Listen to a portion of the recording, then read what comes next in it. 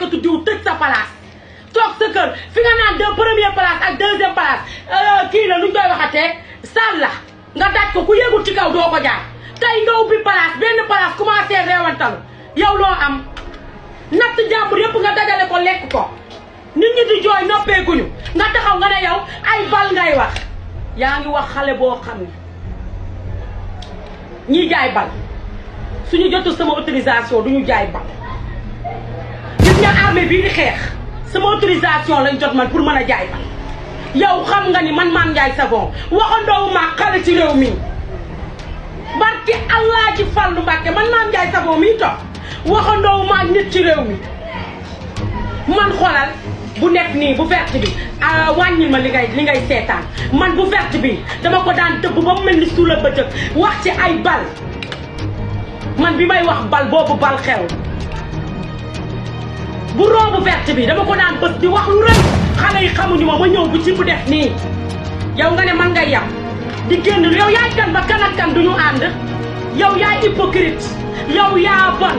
yow yaa soxor yow xolal man Sénégal bu ma yuuxoo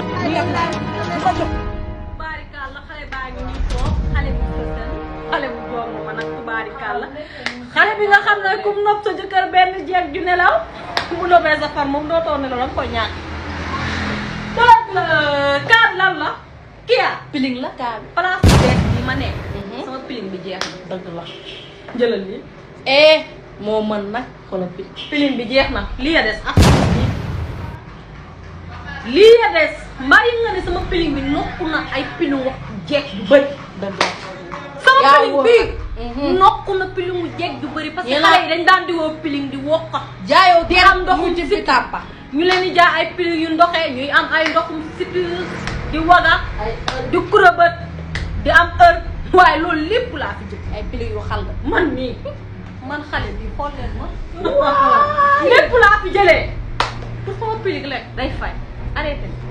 yow kenn du dem ci Mame Ndiaye kaw ngay jaay diw ma yëkkati la ba biiru weex xattan bi la dóor la ci suuf nga ne doo d'accord man duma sa morom kalandoo nga yow man deux voitures le deux voitures et rouge et noir bu ma neex dawal ko te yàllaa ma ko man tax damaa toog muñ ko yàlla ay Savon ambiance naa ci TikTok bi nga ne bëggoo ma reetaan ci TikTok bi nga ne bëggoo xale yi challenge nañ la nga ne bëggoo longo neex na waaye koo bàyyi mu dem ak i mbagam yow loo xool ci man ba bàyyi maa xool ci yow ba bàyyi loo xool ba ne nawloo ma Mame Ndiaye ma xool ko ci yow ba ne ba te bis bu bal jógee dinaa mel ni misim sol ci sa kaw ndax bal bu ma tiire dangay bàcc génnal ci man nga bàyyi ma àndoo ak man xuloo nga ak man waaye kii ñëw ci man bàyyi leen jàmbur ñuy ñëw man mënuma comprendre da ngay xuloog doomu aadama nit ki xuloog moom kooku di ànd ak nit ki di wax lu baax nga ne lu tax muy wax lu baax pour lan fan nga ko teg